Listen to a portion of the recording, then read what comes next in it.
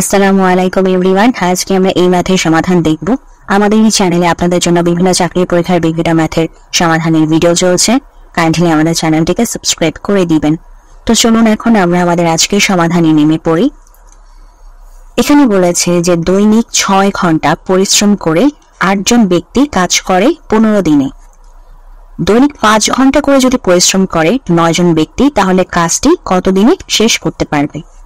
তাহলে আমরা শুরু করি। আমরা কিভাবে সলভ করব ম্যাথটি। আমাদের ফার্স্টে কি বলতেছে যে 8 জন ব্যক্তি। সো 8 জন ব্যক্তি কি করতেছে? 6 ঘন্টা 8 জন ব্যক্তি 6 ঘন্টা করে কাজ করে 15 দিনে, মানে একটা কাজ কমপ্লিট করে 15 দিনে। এখন যদি 8 জনের বদলে, আচ্ছা আমি 8 জন ফার্স্টে রাখি, 8 জন ব্যক্তি যদি 1 ঘন্টা করে, 6 ঘন্টার বদলে যদি 1 ঘন্টা করে কাজ করে, তাহলে আমাদের কাজটা কমপ্লিট হতে অবশ্যই বেশি সময় লাগবে। সো 15 গুণ 6।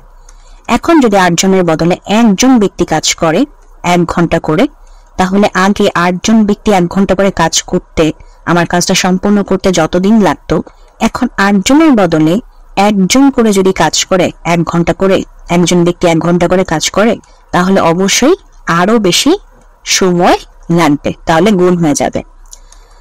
এখন হচ্ছে আমাদেরকে যেটা বের করতে বলছে সেটা করবো। এই যে দৈনিক 5 ঘন্টা আর হচ্ছে 9 জন ব্যক্তি।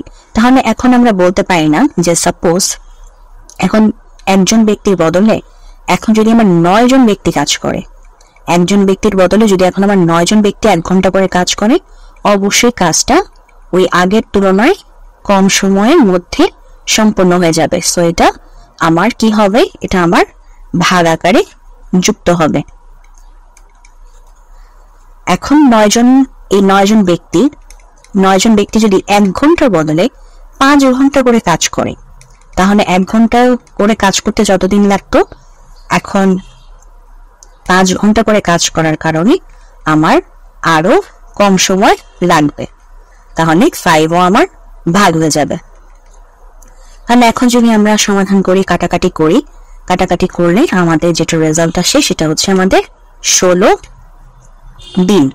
অর্থাৎ 9 জন ব্যক্তি 5 ঘন্টা করে কাজটা কমপ্লিট করতে পারবে 16 দিনে। এইটাই হচ্ছে আমাদের আজকে প্রশ্নের সমাধান।